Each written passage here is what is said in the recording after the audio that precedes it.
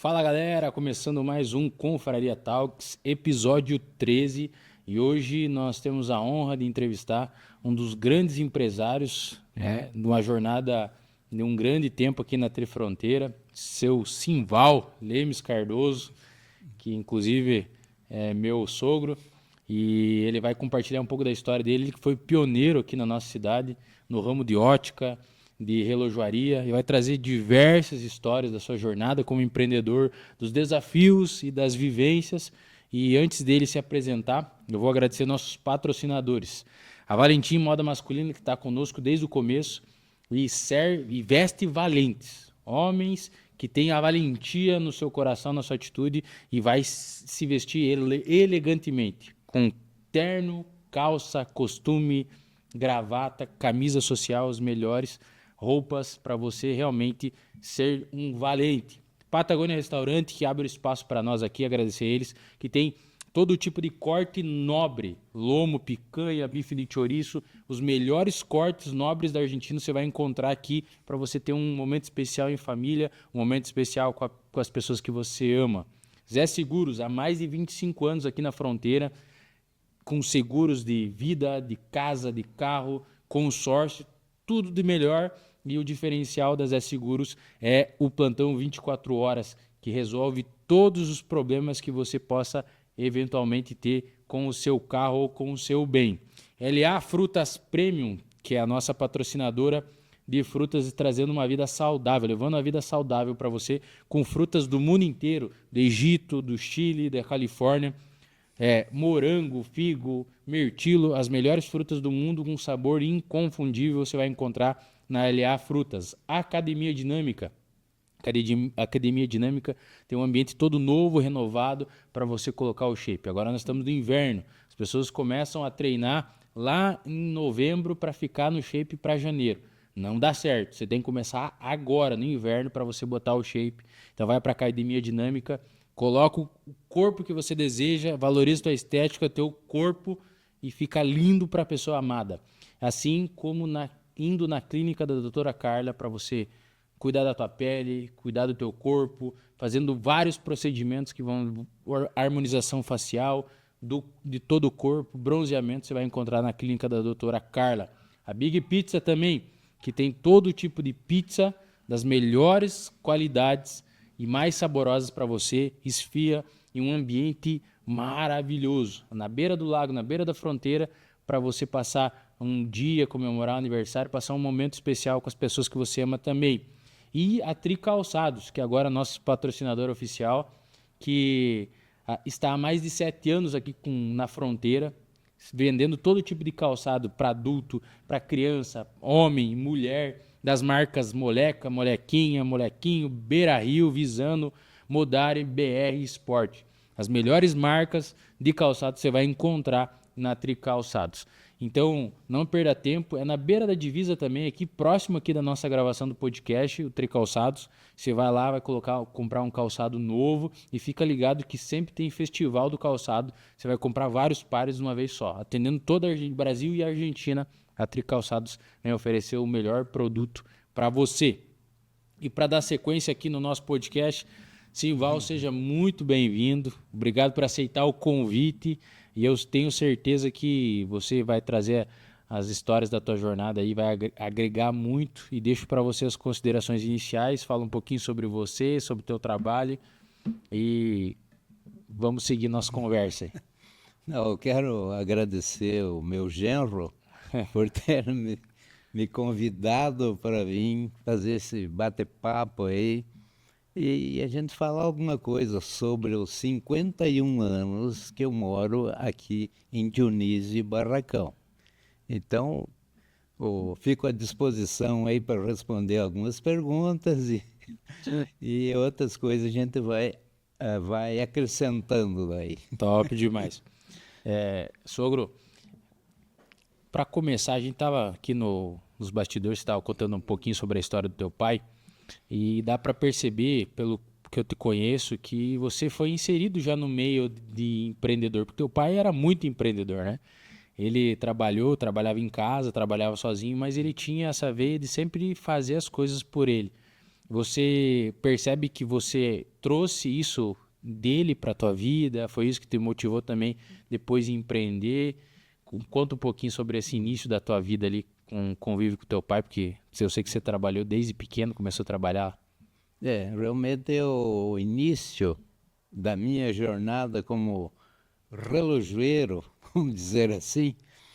Eu comecei com uns 8, 9 anos, isso em Pato Branco.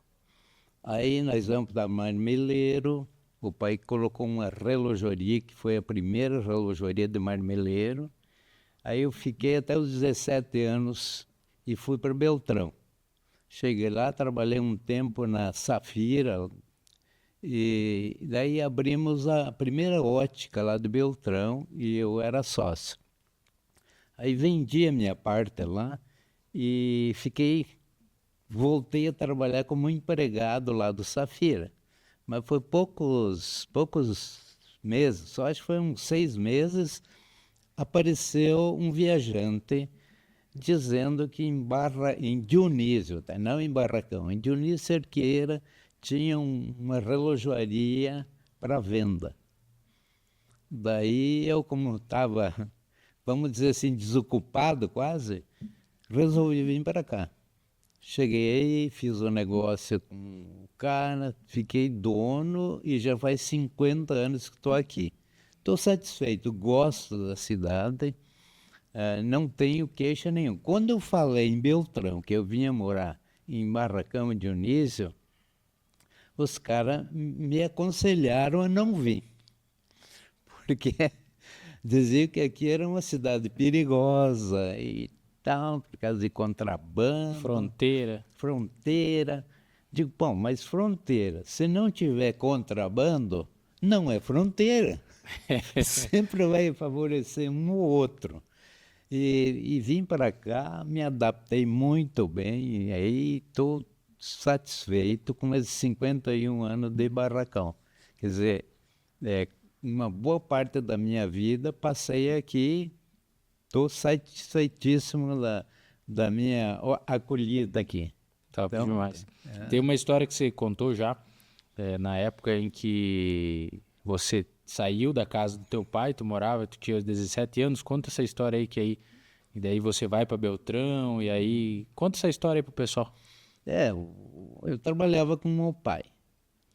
Daí ele já estava saindo lá de Marmeleiro. Daí até ele morou um tempo, 5 anos, ele morou em Pinhal São Bento. Porque o problema foi meio político, por isso que ele foi para o Pinhal São Bento. Não sei se o pessoal, alguns mais antigos, conhecem a história do Grupo dos 11, que era do Brizola. E o pai pertencia ao grupo do Brizola. E daí em 64, veio lá o golpe militar, e daí ele achou melhor fugir do Marmeleiro, porque, na realidade, ele saiu meio escondido, porque naquela época, vir morar em Pinhal São Bento tinha que ter muita coragem, porque não tinha estrada. Não tinha nada. Não tinha nada. Era para se esconder mesmo. Era uma meia dúzia de casa. Sim. Mas daí ele comprou uma terrinha lá e começou a trabalhar e fazendo serviço nas horas de folga, ele consertava relógio para a turma. Daí eu não sei o porquê que eu fui pedir a chave para ele para me abrir a relojoaria. E alguém andou fazendo uns fofoca lá para ele e ele não quis me dar a chave. Daí eu digo, o que eu vou fazer? Eu sei trabalhar. Daí fui para Beltrão. Cheguei lá na primeira relojoaria lá do Safira, pedi serviço. E ele, na mesma hora, já me arrumou uma mesa lá para trabalhar. Porque no mesmo dia que você foi? Porque era raro um relojoeiro naquele tempo. E eu já sabia trabalhar. Então não tive problema nenhum. Tinha 17 anos?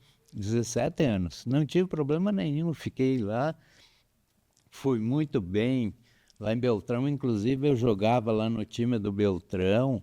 A gente tinha um conhecimento muito grande na cidade, porque naquele tempo todo mundo ia no campo assistir o jogo no domingo. E tinha os clássicos do Sudoeste, que nem os times de Pato Branco, era Palmeiras, Internacional, depois tinha o Tabu de Clevelândia, tinha 7 de Setembro, Doisinhos. Então era um campeonato muito bom e dava bons jogos, né? Aí eu fiquei lá jogando lá e fiz uma boa amizade lá em Beltrão. Até quase que eu senti sair de lá. Só que eu tô vendo que não fiz nada errado. Eu acertei vir bem aqui, Veio para Barracão. por Barracão. Porque aqui também é uma cidade, pelo menos comigo, sempre foi legal. Cidade E sempre aí foi. você ficou quanto tempo lá em Beltrão e daí Fiquei, ó, eu vim para cá? nós ficamos até os 11 anos, nós moramos em Pato Branco, a minha idade. Daí em Marmeleiro nós ficamos 7 anos, moramos lá 7 anos. E depois eu morei 10 anos em Beltrão. E agora já faz 51 que eu estou aqui em Barracão e Dionísio, né? Porque eu cheguei em Dionísio, mas depois sabe como é que é aqui, como é só uma rua? Eu pulei para o outro lado da rua, que é Barracão, e estou até hoje. E quando você veio para cá, você veio sozinho? Na época? Sozinho, porque eu era solteiro, inclusive, Era mas solteiro. eu já tinha namorado. Sim. Já era noivo. Mas eu fiquei 1 ano aqui solteiro. Daí, quando faltava exatamente, fazia 1 ano que eu estava aqui, aí eu casei. Casei lá em Xanxerê com a minha esposa, a Helenita. Hoje vocês estão quase 50, já chegou em 50 anos. 50 anos de casado. 50 anos de casado. É, porque Boa dos 51 eu estou aqui, né? E Mais 50, um. é. E aí você comprou essa relojoaria que já tinha aqui? Era uma relojoaria Sim, era relojoaria suíça. suíça. Né? Daí eu passei para Barracão e o Safira lá de Beltrão. Tu comprou sozinho a Suíça? A Suíça. Não, eu comprei Com o Nestor. com o Nestor. Que é Eu já comprei em sociedade com ele, né? Daí eu resolvi colocar ótica. E passei daí para o Paraná, né?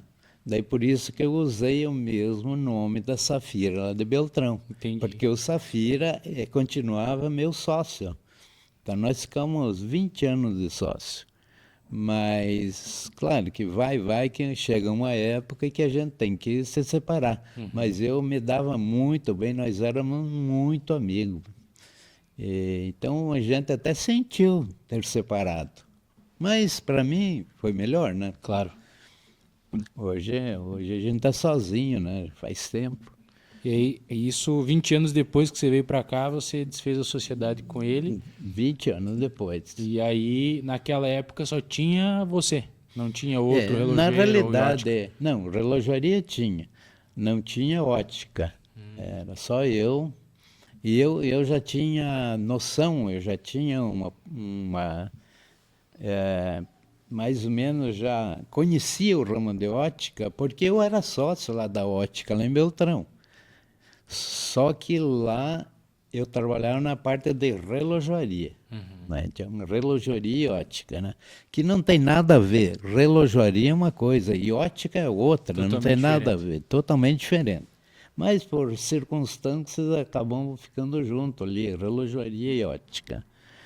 E o Safira foi um cara que me deu uma mão muito grande, foi o que me deu um empurrão para mim hoje, como eu tô assim satisfeito tudo, porque ele me ajudou muito. Foi quase como um pai. Sim, ele foi. Eu tive, vamos dizer assim, 2 pais. O pai que me ensinou a trabalhar, que foi o pai, e o Nestor financeiramente Te ajudou a prosperar. foi o que me deu uma ajuda financeira, um empurrão.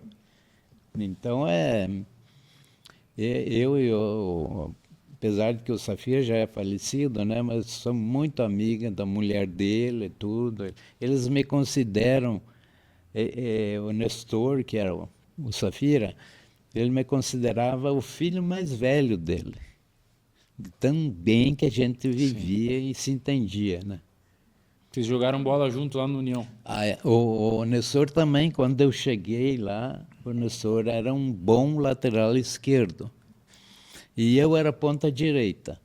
Então era interessante porque a gente ia treinar e a gente se pegava lá nos treinos. Nas disputas de bola. Disputava na bola lá, eu ponta direita e ele de lateral esquerdo. Mas era muito legal, viu? E aí você veio para cá, ficou 20 anos. Qual que era os maiores desafios naquela época para o empresário que Bom, você para começar, passou? ó, eu vou dizer uma coisa para vocês. Os primeiros 7 anos que eu fiquei aqui em Dionísio, que eu tinha a Suíça em Dionísio, foi uma época que muito difícil. Financeiramente era muito difícil porque o pessoal comprava todo mundo na Argentina. Então tinha só uma meia dúzia de loja aqui em Barracão e Dionísio. Então eu tinha muito serviço para consertar relógio. Eu tinha até 5 relojoeiros consertando relógio. Só que eu não vendia uma pulseira numa semana. Só na prestação de serviço. Só na prestação de serviço. Aí eu já tinha combinado com o Safira para a gente procurar um outro lugar para ir. Botar a relojoaria. Loja, porque aqui não dava mesmo. Aqui exatamente no fim de 79 deu aquela grande virada que eu sei que tem muitos que sonham ainda com aquela época, mas aquilo nunca mais vai dar. Sim. Aquilo foi, que nem dizia um amigo meu, foi uma dádiva da natureza. E nós realmente ganhamos dinheiro naquela época. Deu exatamente a época em que eu estava querendo ir embora daqui, veio essa oportunidade, que foi aquela grande virada, o peso valia bastante, e isso foi em poucos dias, foi bem rápido essa virada. O que aconteceu na Argentina? Foi o problema na Argentina, então os produtos brasileiros ficam muito mais baratos para eles, né? Entendi. Aí eles começaram aí no Brasil comprar, e como nós éramos Virou a balança. como nós éramos em pouco comerciante, aí sobrava bastante dinheiro para cada um. Sim. Só que depois vai aumentando Mais o gente vai comércio, mais gente que vem se estabelecer, que vieram se estabelecer. Fica sabendo, né? Ficaram sabendo, aí tem mais gente para a gente repartir aquele dinheiro, né? Claro. Então, a minha permanência aqui foi exatamente quando deu aquela virada, né? Aí sim, realmente tudo que eu fiz até hoje foi naquela época. Era um momento que a Argentina teve uma ascensão econômica? Como é que foi esse momento? Foi uma dolarização que houve na Argentina. Então você sabe que jamais o dinheiro, que nem o nosso dinheiro, na realidade, é um vale. Tanto o peso como o real, tudo, ele só vale internamente. Sim. Ele não vale externamente. E daí o negócio é que eles dolarizaram, aí ficaram muito, muito barato as coisas. Aumentou o poder de compra da Argentina. Aumentou muito, muito. A gente vendia o quê? A loja não estava ainda preparada para ter estoques e coisa. Até porque não vendia. E não vendia, então a gente não tinha muito estoque, mas Saiu de um foi extremo uma pro outro. loucura. Foi uma loucura, quase que até os balcões eles compravam. Comprava os balcões. Até os Limpava balcões. tudo a loja. Não, era realmente. Eu não posso me queixar dos argentinos, porque eles me deram uma mão muito grande, viu? Nesse período ali. Mas foi uma época que todo mundo que soube aproveitar, Ganhou dinheiro. Ganhou dinheiro. Agora, tu sabe que sempre tem uns que Gastam tudo. gastam tudo, gastam mais do que o que ganham, né? Esse período durou quanto tempo, sogro? Olha, o meu período bom mesmo é até 85. Então Foi durou cinco, 6 anos. 5 anos. E depois daí começou a já mudar alguma coisa. E houve esse período de inflação muito alta, tanto no Brasil como na Argentina, e já ficou mais complicado as coisas. É nesse período ali que é aquele famoso dame dos, que os argentinos falavam, pediu o preço e na sequência pediam para dar que queriam dois daquele produto. Na época boa, né? Sim, Mas depois não, daí já começou a ficar mais confuso o negócio. sim. Aí o problema é que tanto o Brasil como a Argentina tiveram períodos de inflação muito alta. Inclusive tinha época que eles cortavam o zero. O Brasil teve uma época que eles cortaram o zero porque não tinha máquina ou não tinha calculadora com os dígitos Suficiente. suficiente para fazer a conta. Isso era que Faltava zero.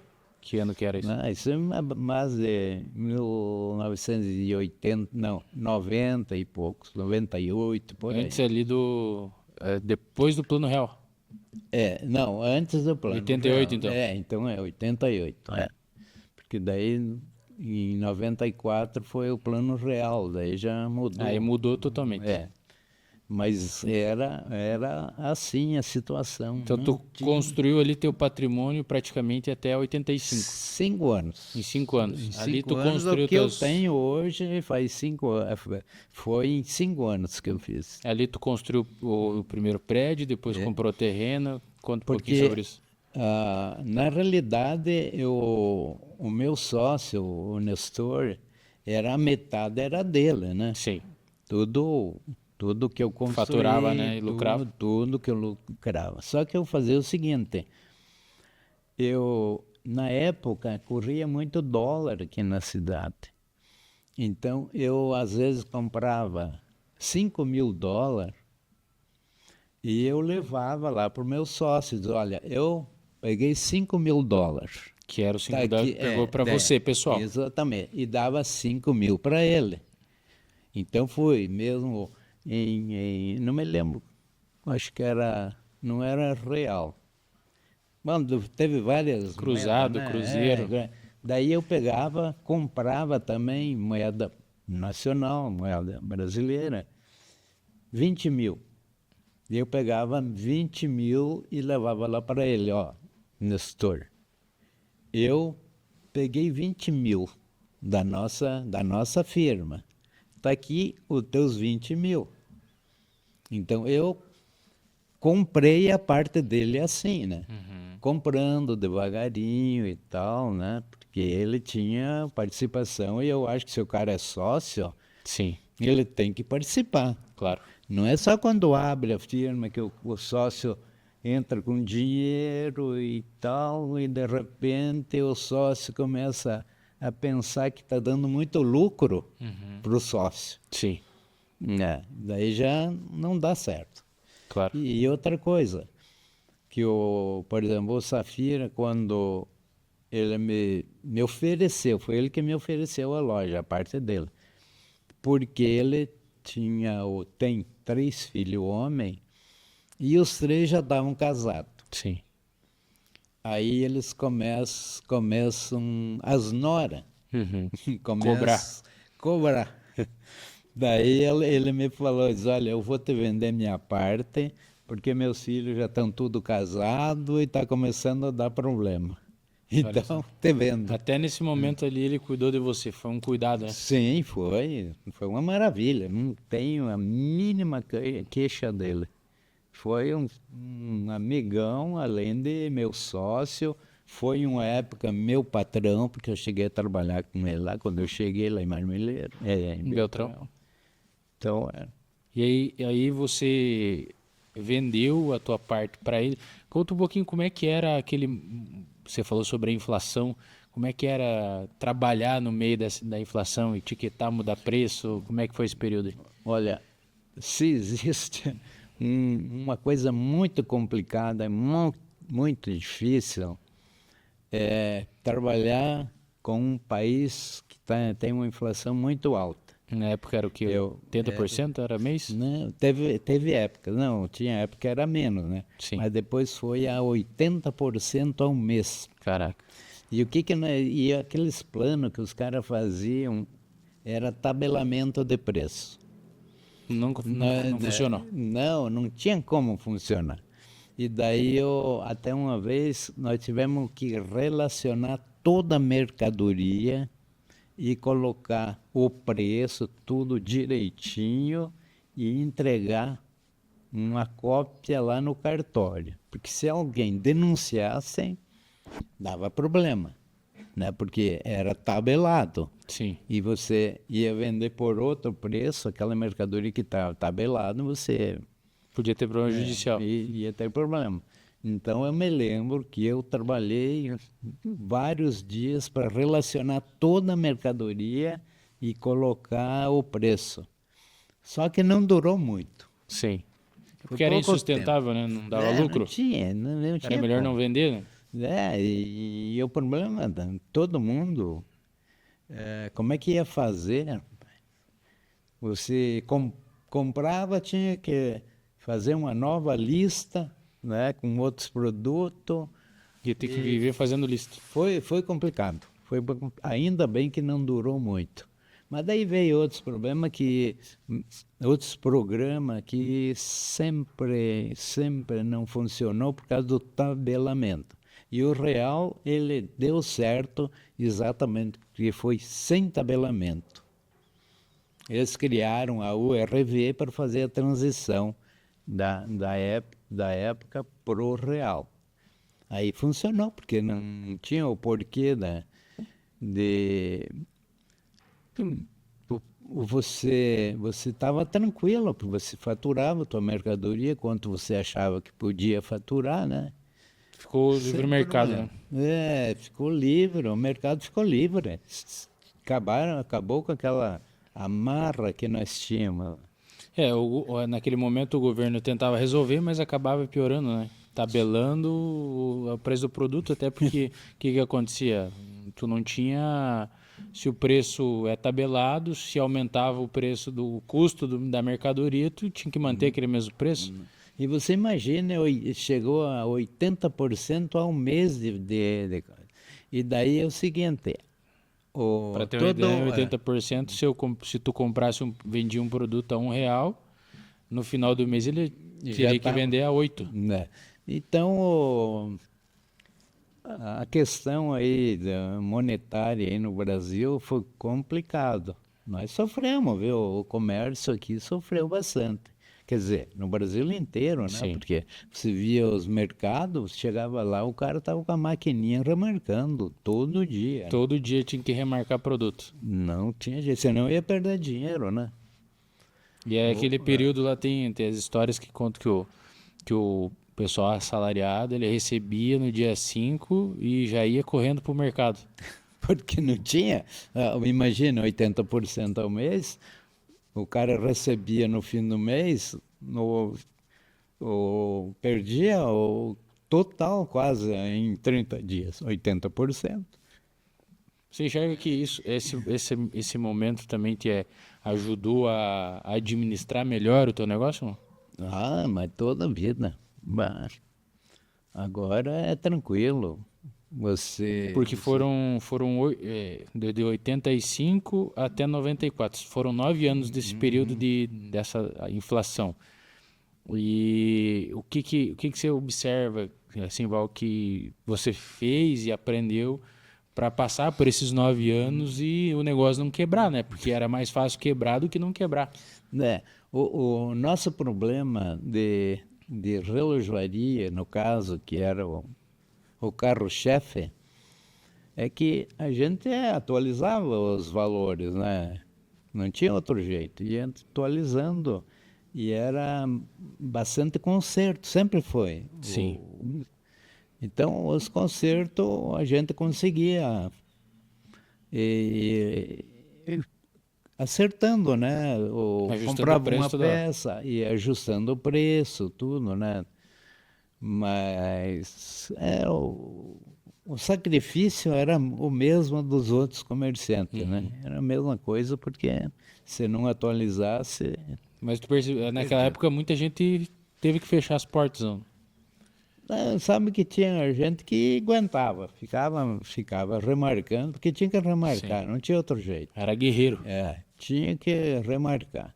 Não tinha jeito. Se o cara não remarcasse, ele acabava com o estoque dele em poucos dias, em poucos meses. Todo mundo comprava e É, depois ele não tinha poder para ele não comprar. tinha, não podia comprar para repor o estoque, né? Então, todo mundo era.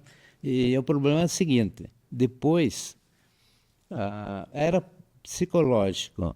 O cara dizia, não, o governo disse que foi 80% de inflação, mas eu não acredito. Foi mais. Uhum. E daí ele, em vez de ele remarcar os 80, Ele remarcava ele mais alto. remarcava mais alto. Então ia alimentando Puxava ainda mais para cima. ia alimentando a inflação, né? Puxando cada vez mais, né? Então era um problema sério, viu?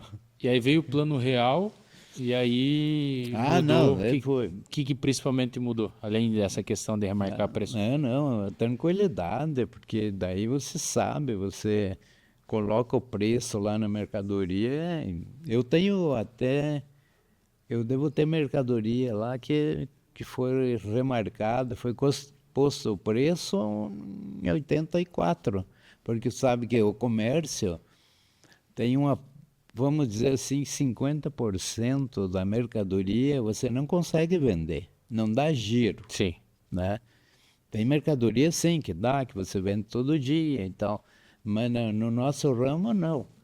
Se eu vendo um relógio bom para um cliente, eu vou demorar quantos anos para vender outro, Uhum. né? Se eu não ganhar na venda daquele relógio, quando é que eu vou ganhar de novo? Sim. E a mesma coisa, eu pego sempre a aliança. O cara compra um par de aliança e casa. Aí de repente dá certo o casamento do cara. Quando é que o cara vai me comprar outro par de aliança? Só quando eu fizer 25 anos de casado. Ou 50 anos. Né? Então, tem tipo de mercadoria que você tem que ter um pouco de lucro quando você vende, porque senão fica difícil, né? Sim. Agora, claro, tem mercadoria que é uso diário, feijão, arroz, essas coisas assim, né? Que se come todo dia. Aí é outra, aí é bem diferente, né? E agora lembrando que você trouxe a ótica junto e hoje o teu carro-chefe lá na é a ótica, né? Sim, Então hoje foi um golpe acertado na época, que era não tinha, talvez não tinha tanta demanda a ótica naqueles tempos. E é, por, hoje é todo por, mundo praticamente precisa. porque na realidade, naquela época, não existia nem médico e nem optometrista para fazer o exame. Então não tinha, o cara não. Era difícil você vender em Beltrão. Quando nós abrimos a ótica lá, Era Princesa, era o nome? a Ótica Princesa, não tinha médico lá em Beltrão. Então também se vendia muito pouco. De vez em quando chegava um cara lá com a prescrição de um óculos. Mas só que daí depois veio lá em Beltrão o Dr. Lúcio, né? Que há muitos anos que está lá, um cara bom. E aí começou a se expandir, né? Mas no comércio, no começo, a ótica era muito complicada, viu? Era desafiador. E hoje inverteu a balança, né? Sim, Hoje é mais o. antigamente, hoje não, na realidade, os relojoeiros praticamente estão em extinção, porque consertar relógio hoje, a maioria é relógio a pilha. Digital, né? Digital, a pilha e tal. Então troca a pilha, né? O relógio volta a funcionar, com raras exceções, né? E naquele tempo o relógio mecânico ele sempre tinha que fazer uma limpeza, uma coisinha, outra, então sempre tinha serviço. Hoje não, hoje o relojoeiro tem pouco serviço, vamos dizer assim. Tem pouco serviço. Praticamente, porque a maioria é difícil as pessoas usarem relógio. Geralmente a pessoa que usa, ela tá usando por causa de talvez um status social, né? Não é para olhar a hora em si. Tanto que a pessoa, tem até um negócio que a pessoa não sabe nem olhar a hora no relógio antigo. Só que é o seguinte, eu pensei que com o advento do celular, Sim. e o pessoal iam só usar o relógio do celular. E não é bem assim. O relógio do celular, ele é complicado porque ele está no bolso, né? Você tem que tirar o celular do bolso para olhar a hora. Tem que, às vezes, ligar o celular. E o relógio, não, ele está no pulso. É prático. É muito prático para saber o horário. Então, tem muita gente que até andou meio encostando o relógio e depois ele pegou de volta. Porque não é assim. Usar um relógio período, né? pulso, né? Pulso Diferente. é muito mais prático, né? Claro que hoje eu observo que quem usa realmente o relógio mais de nome, ele usa por status, né? Um Rolex, um Patek Philippe. Um relógio caro, né? Que acaba chamando a atenção Chama do atenção ladrão, né? e vira também, mas também vira como se fosse um passaporte para entrar em alguns ambientes, né? Sim, É não. o status, né? Hoje o relógio está mais relacionado a isso, o relógio tradicional. E aí você continuou, a empresa perseverou e chegamos até os dias atuais.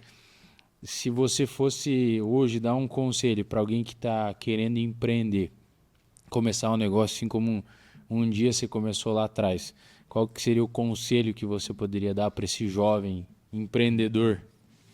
Tá. Primeiro, se você for começar alguma coisa, primeiro você tem que adquirir conhecimento. Porque se você for colocar uma empresa, você vai sofrer muito se você não tiver conhecimento. Então, se você está com uma ideia de colocar alguma coisa, primeiro, pegue livros, faça cursos, uma coisa. Para você prepare, entrar, você tem que estar bem preparado, porque hoje não é fácil a coisa. Hoje está mais difícil, né? A concorrência. E se você sabe que o cara procurar um cara que não entende de uma matéria, ele vai uma vez só. Depois ele não volta lá. E se você for num lugar onde o cara é bom, né, que sabe das coisas, é assim que funciona. Não adianta você querer começar alguma coisa sem conhecimento. Claro. E aí, então a chave para você empreender é a primeira coisa, para não sofrer, né? Vamos pegar aqui com o Simval trouxe para nós. Não sofrer vai evitar o sofrimento, na verdade, né? E você vai errar muito menos. Principalmente porque você já sabe. E a gente observa muita gente que tem esse ímpeto de começar a empreender, mas não tem o conhecimento necessário, vai errar muito e às vezes por causa de muitos erros acabam desistindo do seu sonho, do seu projeto. E tem mais uma coisa importante. Se você deve participar de todo tipo de feira, principalmente a feira, onde tem os produtos novos que estão saindo, tecnologia, máquinas. Você deve participar nas feiras. Top demais. De todos desses 50 anos que você empreende, tem um negócio, qual foi a história ou o momento mais marcante da tua trajetória, Simbal? Praticamente, na realidade, eu fui muito favorecido. Eu sempre falo que o meu pai, ele nunca deixou faltar nada em casa. O pai foi um cara presente. Então a gente teve uma vida, vamos dizer assim, boa. E daí eu procurei sempre continuar aquela vida que o pai deu para nós. O legado. Então, o legado. Então, praticamente assim, decepção eu não me lembro de ter. Nunca tive uma decepção. Claro que a financeiro um pouquinho mais, um pouquinho menos, isso é normal, né? O dinheiro não é estático. O dinheiro não fica parado no teu bolso. Ele sempre está em movimento. Ele tem que estar em movimento, ele não pode deixar. Se você segurar ele no bolso, ele não está girando. Ele vai desvalorizar, né? Vai desvalorizar. Então eu sempre procurei levar a vida meia séria, mas também nem tanto, né? Desfrutar. Gosta de levar a vida leve. Quando o outro vai na churrascaria, brinca com os garçons. Tem que ser assim, né? A gente tem que dar risada, A técnica disso, no Japão. No Japão diz que tem um fim de semana que eles reúnem um pessoal lá numa sala, né? E começam a rir, sem ter motivo. Simplesmente exercitar o sorriso. Simplesmente para exercitar o riso, né? A alegria. Claro. Né? Vamos dizer assim, a alegria. Porque senão daí fica muito chato se eu começar Viver reclamando. Viver reclamando, isso e aquilo. Eu gosto de enxergar que todo dia que a gente acorda é uma oportunidade nova, né, de viver. Todo dia. E a vida é muito boa para a gente não viver ela, né? Não tem que viver. A gente tem que aproveitar a vida. Você não pode, porque sabe que o tamanho do problema é a gente que faz. Tem problema bem pequeno que as pessoas fazem. Um problemão. Gigante. Gigante. E tem outros que às vezes é um problema grande, mas o cara consegue amenizar, levar a coisa, né? E tem que ser assim mesmo, não pode... Você ter essa leveza, né? E todas as vezes que lembro de ti e me faz lembrar todas as vezes que você foi realmente foi um pai. Você foi um pai para mim, o pai que eu não tive. Alguns conselhos que eu ouvi tuas histórias, às vezes que você contou, muitas situações que você vivenciou me ensinaram e tantas vezes como você me apoiou, né? Não só por ser genro, mas por causa que o teu coração é assim, você é generoso. Uma das coisas que eu mais aprendi contigo até hoje, nossos 9 anos que a gente se conhece, é o coração generoso que você tem. E eu observo na tua história que muitas pessoas generosas também passaram pela tua vida. Não, acontece o seguinte, viu, que a gente não pode ser egoísta. Uma coisa que eu sempre comento é que se você sabe fazer alguma coisa, você não deve guardar para você. Você tem que passar para frente aquilo que você sabe. Porque se Thomas Edison não tivesse, né, ensinado outros a fazer a lâmpada, né, quem sabe até hoje não teria lâmpada. Tá mas todo mundo escuro, nem câmera não tinha para fazer esse podcast, hein? Então a questão é essa, você tem que passar para frente o que você sabe. É como a Volvo, né? A Volvo desenvolveu o cinto de 3 pontas, né? E aí, para salvar vidas, eles compartilharam a patente com todas as montadoras. Então é sobre isso, né? Sobre o legado que é deixado na vida das pessoas. Compartilhar o teu conhecimento, aliás, o conhecimento é a única coisa que compartilhando a gente não perde, né? Então ela se multiplica. Tem muita gente que não quer ensinar, porque não, o cara vai fazer concorrência comigo, né? Mas é uma grande besteira, né? Porque a concorrência, ela é salutar. A concorrência não é ruim. Claro que tem aqueles concorrentes desleal, né? Mas uma concorrência legal assim, não tem problema nenhum. Ajuda você a melhorar você, né? Porque aí o cachorro começa a morder no calcanhar e o cara daí começa a se correr. Eu lembro do dia que, acho que foi 2019, tinha a fábrica lá e o concorrente, abriu um concorrente. Pô, aquilo eu falei, putz, agora o que eu vou fazer?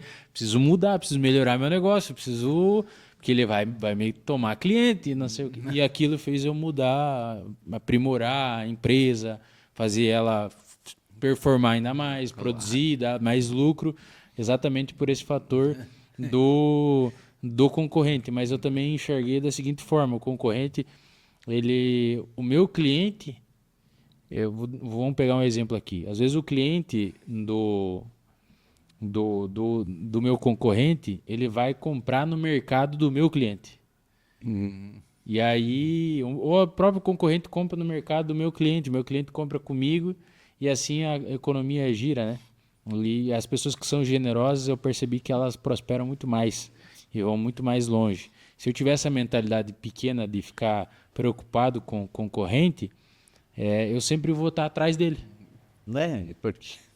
Porque eu estou preocupado com ele, que ele está no próximo passo, no próximo nível. É claro que eu preciso observar para melhorar meu negócio, me motiva, mas também eu preciso usar isso ao meu favor, não contra, né? Claro, tem que aproveitar tudo. Aproveitar o passo. Sogro, para nós caminhar aqui para o final, aqui já estamos chegando em 45 minutos de gravação. Se você pudesse resumir em uma frase tua jornada até aqui de vida, que frase seria essa? Uma boa pergunta. É uma boa pergunta, viu? Porque a gente não está preparado para receber uma pergunta dessa assim. Não, simplesmente a gente tem que ser o que é. Né? Não adianta o cara querer ser o que não é. Por isso que a gente tem que trabalhar com honestidade, né? Porque daí não vai dar problema. Sim. Né? Agora, se você tiver por não trabalhar certinho e tal, você vai ter problema lá na frente, né? Então, vamos trabalhar com honestidade aí, fazendo como deve ser feita e tocar o Sendo barco. verdadeiro. Sim, verdadeiro. Top demais. Sogro, aqui tem nossa caixa de perguntas. Você vai tirar uma pergunta aqui, vai ler ela e vai dar a tua resposta referente à pergunta que você tirar, para nós finalizarmos aqui.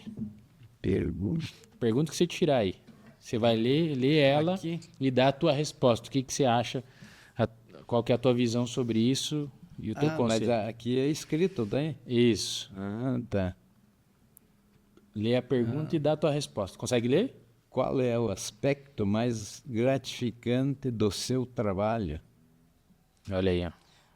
O aspecto é que eu faço o que eu gosto de fazer, né? Então aí eu não estou contrariando os meus princípios, eu estou trabalhando de acordo com aquilo que eu aprendi e gostei. Então, o segredo é amar o que faz. E aí você vai ter muito mais chance de prosperar e ser feliz também. Com certeza. Se você fizer aquilo que você gosta, não tem erro, você vai bem. É o segredo. Até porque aí quando tu faz o que tu gosta, se precisar acordar de madrugada, trabalhar, você vai fazer, né? Vai tranquilamente. Top demais. Senão vai caminhar para frustração, né? Começa a dormir mais, eu vou dormir mais um pouco. Sim. É verdade. Transferir as coisas para fazer mais lá na frente. Top demais. Eu vou ler minha pergunta e dar a resposta. Quais as 5 coisas nas quais você gasta a maior parte do seu tempo durante o seu dia do trabalho?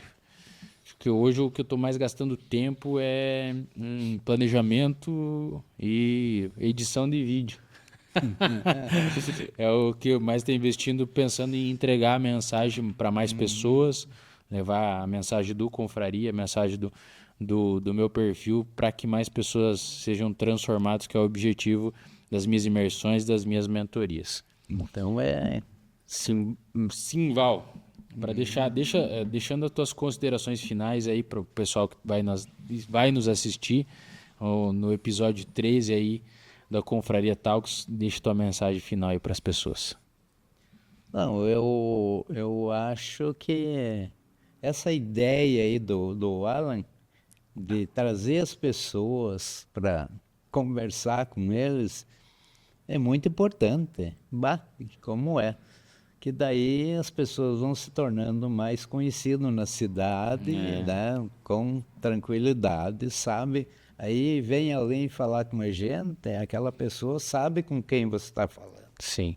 Né? Tu já Conhece um pouco da jornada conhece a da jornada, a história do cara, né? Muito bom.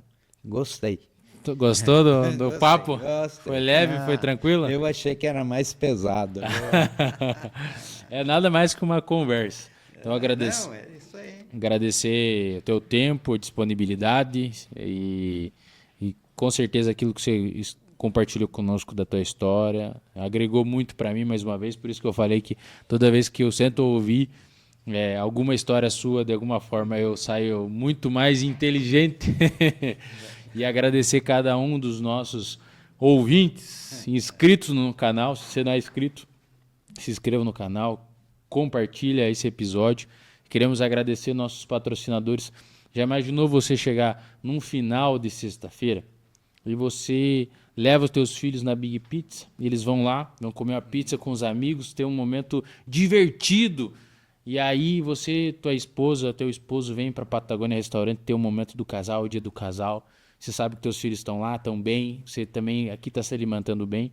Você sai daqui, vai para casa, tem um finalizar de noite com o teu cônjuge maravilhoso, e aí você tá lá com a melhor pele, com a fisionomia bonita, porque você cuida do teu corpo, você está cuidando da tua pele, você está fazendo o teu melhor como ser humano na parte física, emocional, espiritual, desfrutando da melhor forma. E aí você acorda no sábado de manhã, aproveita e vai lá para Tricalçados e compra um calçado novo, dá um calçado para cada pessoa amada e eles vão se sentir mais amados ainda porque você está celebrando a tua família, a tua vida com os melhores momentos, com as pessoas que você realmente ama, dando o teu melhor físico, emocional e espiritual, comendo uma carne de qualidade, se vestindo bem com a Valentim e tudo de melhor ainda segurado com a Zé Seguros. É essa a nossa gratidão aos nossos patrocinadores que investiram nessa missão de nos levar a mensagem e a história de empresários de verdade, que não precisam inventar, porque eles viveram, porque eles construíram e estão vivendo essa jornada. Então, gratidão ao Simval mais uma vez. E você que acompanhou a nossa confraria e não acessou o primeiro episódio, se inscreve, vai lá, assiste os outros episódios que estão fenomenal para você aprender na tua vida e colocar o empreendedorismo com fé na tua jornada. Então, muito obrigado e nós nos vemos no episódio 14 da Confraria Talks. Valeu!